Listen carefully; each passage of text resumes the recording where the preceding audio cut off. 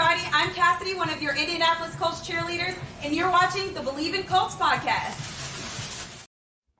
Welcome back to Believe in Colts. I'm Lawrence Owen. With me, as usual, is my co-host, Donald Thomas. And today we're going to go over all the games. Well, maybe not all the games of Week 7, but some of the ones that really interest us and what we want to discuss about. Donald, your overall thoughts of the games that happened this past week. What was your general take out of that? Well, hopefully no one listened to me in my picks because they were completely obliterated with my picks this week. This is why the NFL is so unpredictable. Teams that should win didn't win clearly this weekend. And I was very, very, very surprised at a lot of the outcomes of these games. And I was way off. I was riding a high from week 1 when I missed only one game to this one. I missed a ton of games, but it's going to happen in football. You never know what you're going to get. It's a very, very physical game. Guys get taken out. Some teams show up to play and jump on other teams, and it's too late to respond. And so I was really impressed by some of these teams that still show some life, and some of these teams that should have been dominant were not. And so that's just the way the NFL goes. And the good teams win games, and the teams that don't know how to win, it showed on Sunday when they're front runners. They really got to stay focused, and so we'll definitely get into it. But it's hard to win in the NFL. It's very hard. To be fair, Don, look, I think a lot of people got a lot of games wrong. I mean, there was a lot of upsets this past week, a lot, right? Yeah. I did have a few upsets picked for this past week that won, like Giants, and teams of that nature. You did say but that, yeah. I did miss a few. Obviously I did not expect the Patriots to beat the Bills, but at the same time, that's a divisional game, right? And division, we've talked about this before. Divisional games can go either way because teams know each other so well. Before we get into actually breaking down all the games, I just got to remind everybody that BetOnline is still your number one source for all your betting needs. Get the latest odds, lines, and matchup reports for baseball, boxing, golf, NFL, and more. BetOnline continues to be the fastest and easiest way to place your wagers, including live betting and your favorite casino and card games available to play right from your phone. Head to the website or use your mobile device to sign up today and get in on the action. Remember, use promo code BELIEVE, that's BLEAV, to receive your 50% welcome bonus on your first deposit. BetOnline, where the game starts. So the first game I want to discuss far and away is the game that just happened last night, right? Monday Night Football. San Francisco coming off a loss the week before. Everyone expected that they were just going to go off, right, on Minnesota. And Minnesota came in with a game plan, and they looked like the sharper team last night all the way around. There's a lot of discussions about Brock Purdy. I know that you have some thoughts about Brock, and you have some thoughts about how the offensive line for San Francisco performed as well. So I'm going to go ahead and give you the floor to start the initial discussion about the San Francisco Minnesota game. Yeah, I mean, Lawrence, to piggyback off of what you said, I think a lot of people had that same opinion that San Fran coming off of the loss, first one of the season, they're 5-0 and 5-1. It doesn't sit well with them. Yada yada yada. The list goes on and on. They're going to come out here and take care of business, and that was not the case from the beginning. I've been saying from the jump that Kirk Cousins is not a bad quarterback, right? He's a seasoned veteran guy. He knows how to play. The team overall is a middle of the road team. We get that, and Kirk Cousins isn't a top 10 quarterback, right? But he's up there in the top half of the league, and he's got a ton of years under his belt. So you got to give him credit for that. And there's a reason why he's still starting quarterback. So he's going to be on his A game when he knows that it's a big time game, that this team can't afford to lose. They were 2-4. They're coming into this thing. They still had life. They're still not dead in the division. They're never dead in that division, right? I mean, that division's god awful. Besides, Detroit, who's front runner. But there were just some things that I saw.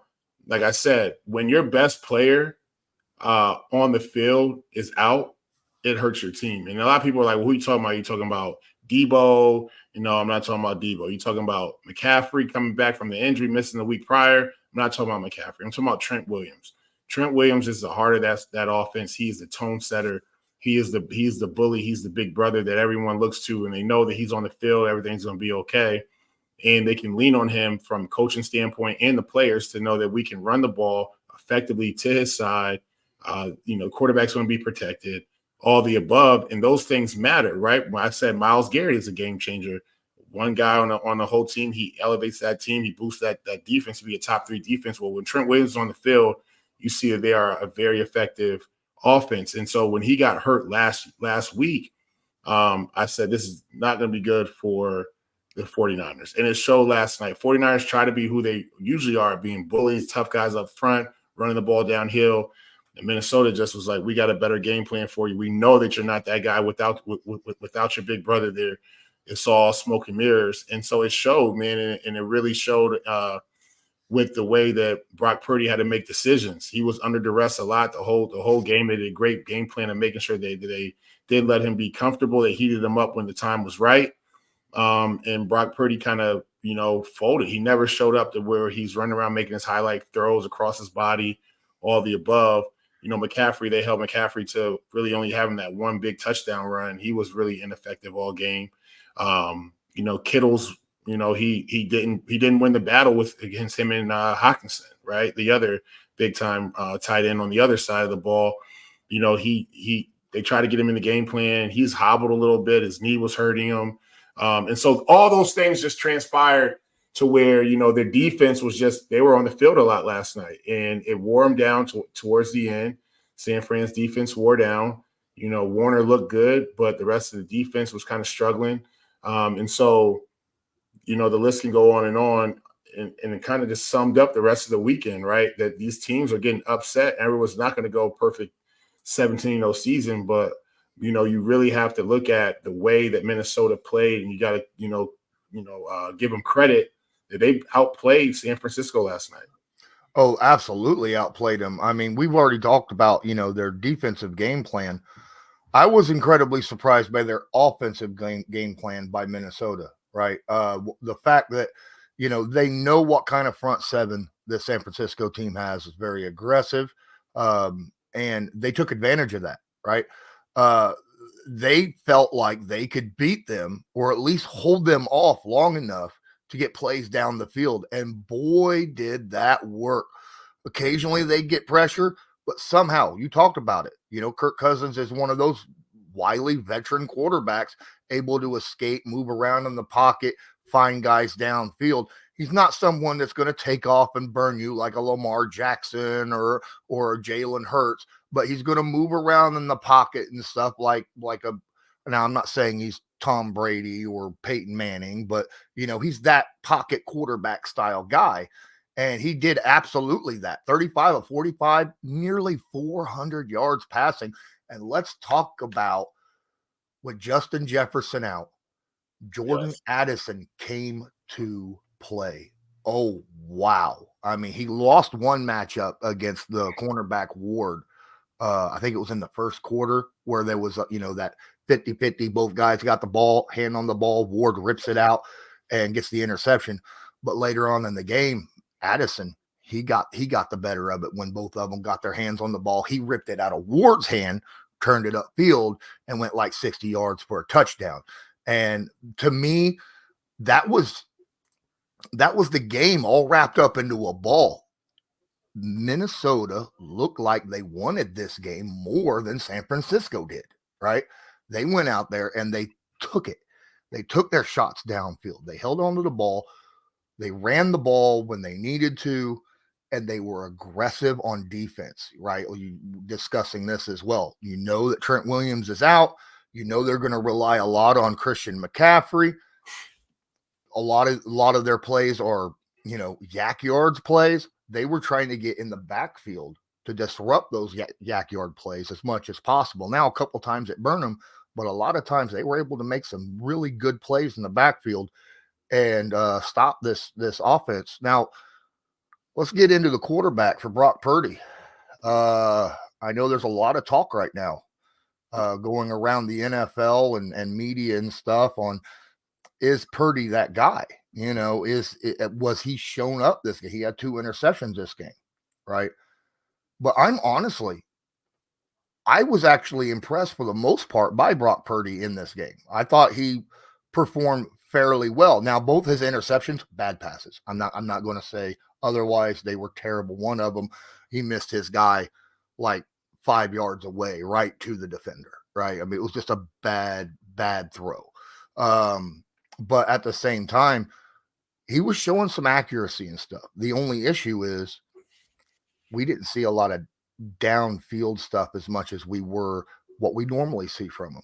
The screen plays and the short, quick passes to Kittle or Ayuk or something like that. And I think that's what's bringing up a lot of questions. Can he be that pocket down the field thrower that they really, really need? Yeah, so this is kind of why I've struggled with making the transition to the media side, because I'm in the gym this morning and I look over at the TV and they're saying the headline is, is Brock Purdy the guy? Have they lost confidence in Brock Purdy? Yada, yada, yada, right? And so you have to look at it from a whole standpoint. Brock Purdy's missing one of the most electric players in the league, and Deebo Samuel is not on the field, so that creates that they're going to have to pick and choose who is going to be the next guy who they're going to bottle up. And it's Christian McCaffrey. You can kind of control Kittle. It's tough ass to put a linebacker on him at sometimes, because sometimes linebackers can't hang with them. But when you put a safety on over top and you have the right game plan for it, you can kind of control Kittle as well. Now, when you look at it from that point, you've taken out 2 weapons now, right? You took away McCaffrey and Deebo standing on the sideline in a hoodie. So therefore, now he doesn't have the weapons that he had before, right? He doesn't have the confidence. He doesn't have his big left tackle, the best in football, to block for him. So there's 3 factors that are factoring in right now before we even snap the football. We haven't even snapped the football yet. We haven't even kicked the ball off. And the Vikings have a great game plan for this San Francisco offense. Do we lose faith in McCaffrey? I mean, in Purdy? No. Like, here's the deal. He's a young kid. He came in, he had great success. He's going to have bumps in the road. You're going to get bruises. You're going to fall off a little bit, and you got to learn from it. Now, do we lose faith in Purdy going forward? If he continues to show that he hasn't had when all his weapons are on the field, right, and the full offense is back out there, and you give him everything that he's had from the jump, and he doesn't perform, now we can start talking about that. But there's so many things that go into his play last night. And it's hard, man. You got a young kid. This is a big moment. This is a big-time game. They're down. They haven't been used to trailing. I think they trailed for 44 minutes. They haven't done that all season, trail for that long in any game. And then you're asking him to make, big-time drives, and he's got a lot going on in his head. He can't make a mistake. He tried to lead his receiver too much. He throws a pick. The second one was the same deal. It was a bad ball, pick. And that was the biggest crunch time decision, right? And it's like yes, you're disappointed. You saw Shanahan, he was disappointed, all the above. You're going to be upset about those things, but you got to understand, all right, the season's definitely not over. We took our loss like a man. We're going to learn from it. Purdy's our guy. He's still going to be our guy. We're going to ride this thing out. He's shown that he can play football in the league. We got to get guys healthy. We get guys healthy, we'll be okay.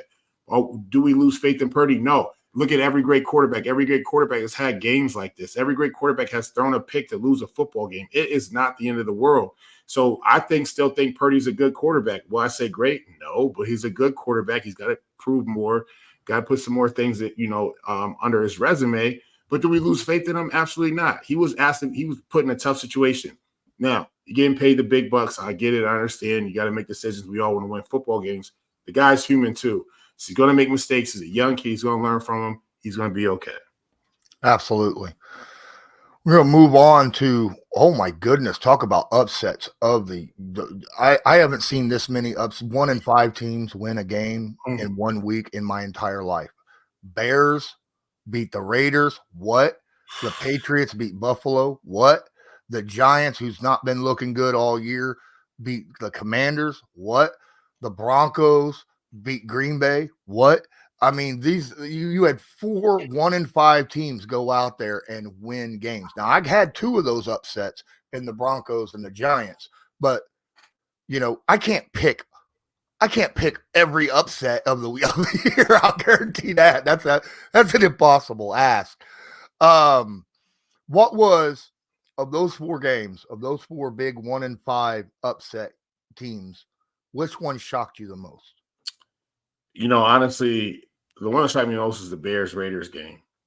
That was just one where, I've really counted out Chicago. And rightfully so. I mean, like when you look at it, they just haven't been, consistent at all year. And so I really thought that, this thing was in disarray. Justin Fields is out. And it was the battle of the backups for both teams, right? You had Aiden O'Connell and Brian Hoyer. Brian Hoyer's a seasoned guy, played with Brian. And for the Bears, you got, Tyson Bagent and Nathan Peterman. Like Peterman's still around the league. Like, and you beat a team that, is quite far the better team, in my opinion, but it just goes to show that, the NFL is one that you just can't really. The worst teams to play are the wounded dogs, like the ones that just are just backed in the corner. They've been hit by a car, and you're trying to help them out, extend the hand, and they bite you because they're just like they have 0 to lose. They don't want to be. And so, like these teams, you have to look at them like that. Like they're dangerous. They still got NFL guys on them. Like they still, if they decide to wake up and play and put something together, you might be in for a long day, right? You might be in for a fight that you weren't ready for. And so I was really surprised by the Bears and the way that they really just manhandled the Raiders. The Raiders have a ton of issues, though. I feel bad for, I don't feel bad, but I'm just shocked at the way that it's kind of fallen apart for them. In a sense, like the last couple of weeks, they've really looked bad. And the season's not over with. They can really kind of right the ship. But right now, I was just really surprised by the way they just didn't come out and take care of the Bears like they should have, especially without their starting quarterback. And I know you don't have yours, but granted,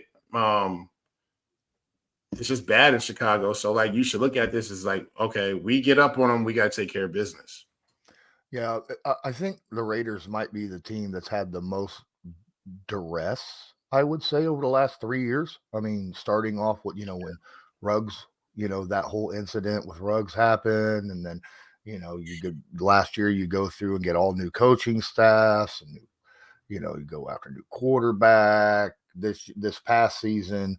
And then, the Chandler Jones thing that's going on, and just so much going on over the last 3 seasons. I know I'm missing a bunch right now. Raiders fans probably jumping all over me about, well, what about this? Like I said, there's that much duress that they went through, so I kind of get why the Bears could have won this game, even though they're going through their duress as well, but it's not as thick as what, the Raiders have. But this isn't a divisional game, right? And when I'm going over, like the Patriots Bills, now it's unquestionable.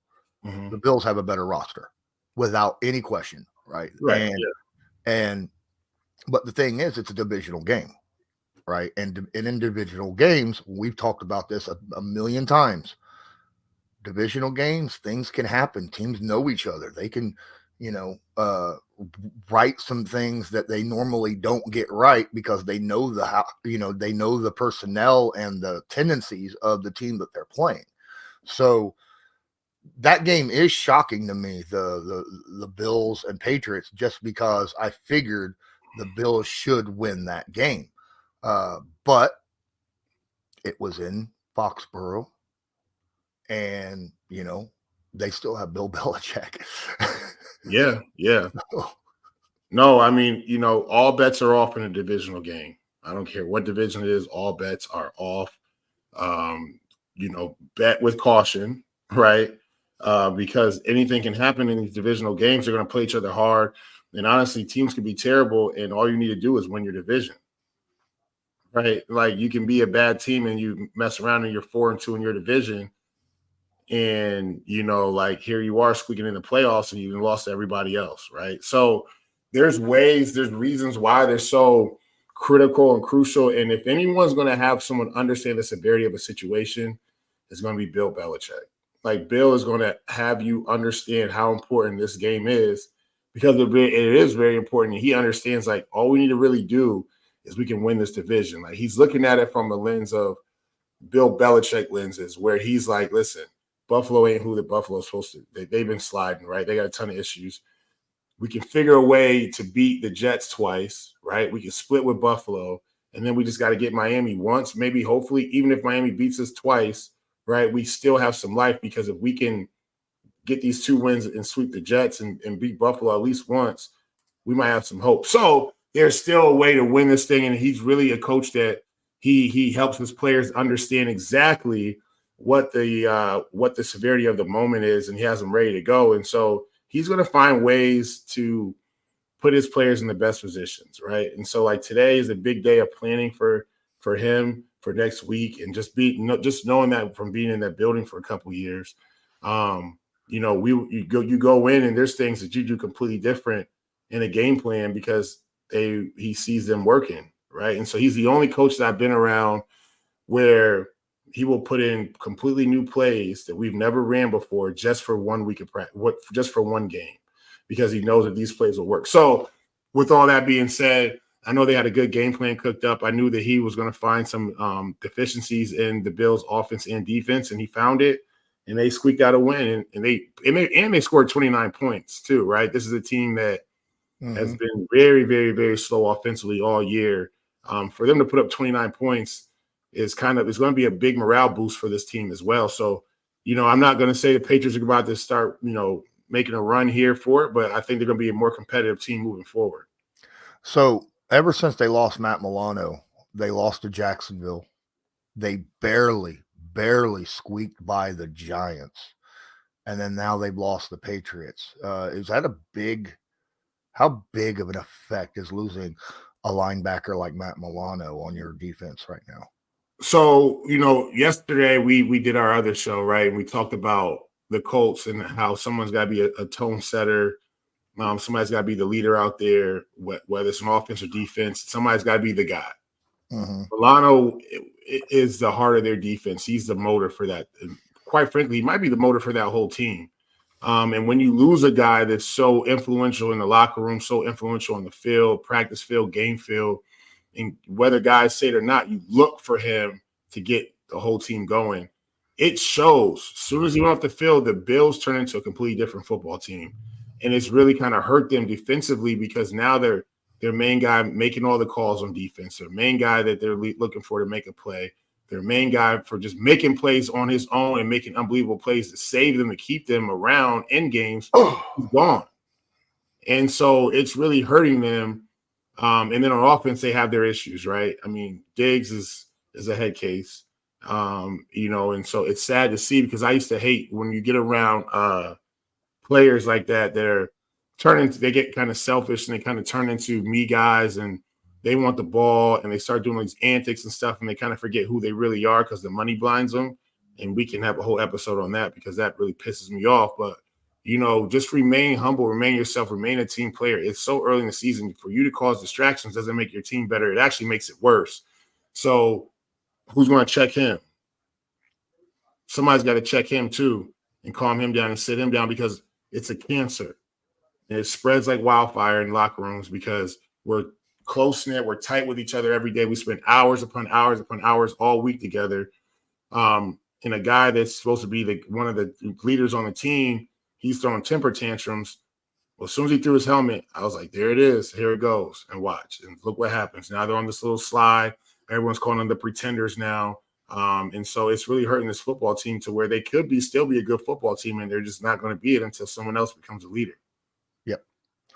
I want to move on. There's 2 games. I don't want to spend a whole lot of time on them, being that we're already about 30 minutes in. But 2 games that did not involve 1-5 teams that I know that we want to discuss. One is for me that I want to discuss. One is for you. Let's go ahead and go with yours real quick. I know you talked about you wanted to discuss the Eagles really just kind of dominating the Miami Dolphins 31-17. What was your take on this game? Well, a couple weeks ago, in my head, I said this is a Super Bowl matchup, right? I'm saying the way the Dolphins were playing and the way that the Eagles have been playing. And then I kind of took it away because the Eagles really didn't show me anything a for the past couple of weeks as far as like them really being dominant. They fight in games, but they don't necessarily like are showing that they're this dominant team. And San Francisco was showing that they were the more dominant team. And, the past couple of weeks, there's been a freaking paradigm shift in the whole NFL to where I don't know who the front runner is on NFC wise.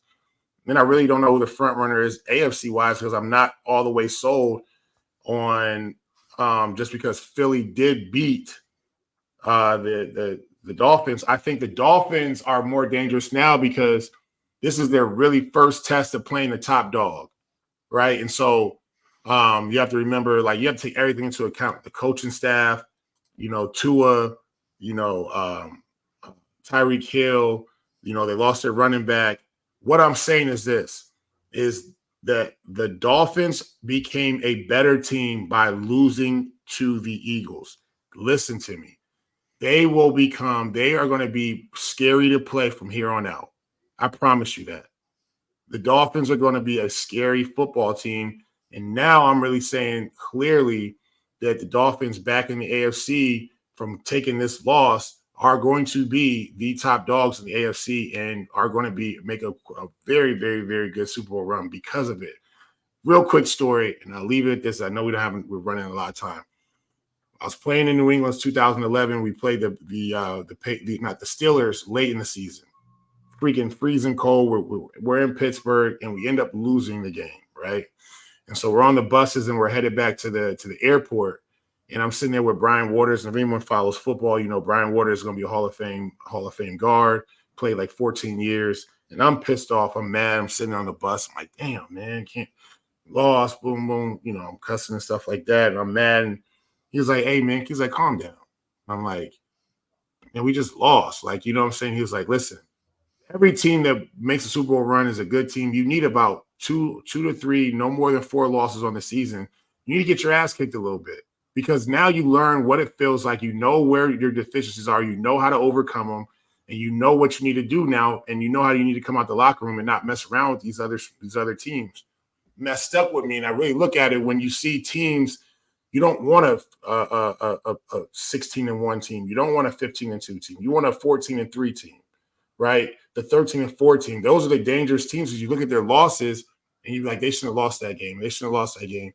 Now look how they respond to it. Now, I say all this, but it all kind of depends on how these guys respond. I'm telling you this, they have enough weapons on offense and defense, that Miami team, to learn from this game, know how to play, and that's hell to pay if they play the Eagles again. It's going to be bad. It's going to be bad. Well, I will say that in a league where speed kills, and Miami is, proof of that so far this year, the trenches still run the game, And the Eagles in this game is, that's a prime example of that, right? I mean, you get pressure on a quarterback and you slow down speed, because if the quarterback has to be moving around a lot, he's not able to be throwing down the field. So that is a problem. Tua, 22 of 32, 216 and a pick, right? Now Tyreek, still leading receiver, 11 targets, but he only had 88 yards. I say only, but still, that tells you right there, 11 targets, 88 yards. Normally you see if Tyreek Hill has 11 targets or 11 receptions, holy crap, that dude's probably got 200 yards receiving, right? Yeah. So that tells you that the defensive line got there quick. They had to get rid of the ball early, and Tyreek wasn't able to use his speed to stretch that field. So now I do agree with you that this is a game that Miami can absolutely learn from, but they need to be more physical up front in the trenches to be able to learn from that. They got to win in the trenches no matter what. That's the way I feel. Yeah, no, and you're spot on. I mean, when you look at Philly's front four, I know Jalen Carter, people were talking crazy about him last year, and he only showed flashes, and people were showing clips. And I remember watching clips of him, these lazy plays that he had. Somebody got in his ear, whether it was coaching staff or somebody that works close with him, his agent. Somebody got in his ear and told him, "Hey, man, listen, you better turn it up, because we know you can play better than this, and if you don't, you're gonna be a bust." And This year, he's been a freaking man-child. You know, so you got Fletcher Cox, you got Graham. Yeah, I mean, that's a dangerous defensive line. I put them up there top 3 defensive lines in the league. Yeah, I mean, so right there, when you look at it from a standpoint of winning up front, oh yeah, Dolphins have their hands full. Now, moving forward, you learn how to control that, right? You better figure it out. You better figure out passing wise, the passing game, quick passes, getting Tyreek Hill, moving them around. I think that Miami has a smart enough coaching staff to figure that out because Tyreek Hill is very dynamic. I mean, I don't know what you do, but you'll figure it out. That's why I'm not a coordinator, right? Because I don't know how to figure it out. But I do know that, you know, moving a couple pieces around, as long as guys stay healthy, Dolphins will prevail in that one. Run more quick slants, maybe a few wide receiver screens, some jet sweeps, things of that nature to try to take this, you know, aggressive, really good defensive front and use that against them a little bit. That's really the best thing I can think of. Now, I'm not an offensive coordinator, like you said, you know, but, you know, from a guy who has really studied a lot of football ever since he was really, really young, you and I both, you know, those are things that can help in situations like that. I want to get into the game that I wanted to discuss. And it was a game that is, I'm sure, shocked a lot of people. Look, we expected somewhat of a game between the Ravens and the Lions, right? The Lions have been playing on top of the world all year so far, you know, and then the Ravens get healthy, get like half their guys back. And all of a sudden, Lamar Jackson is able to throw from the pocket and be patient in the passing game and accurate. What? I mean, just like that, it's a 38-6 victory, and they're just embarrassed. And not only that, Aiden Hutchinson, the defensive guy who's been just phenomenal the last 2 seasons, was completely taken out of this game. He had 1 pressure the whole game. Yeah. So this game was equivalent to Pac-10 beating up on this is Oregon, right? Running it up on the West Coast, scoring 45 points a game, beating everybody, and then when it's time to go to the bowl, you go and play SEC school and get absolutely demolished.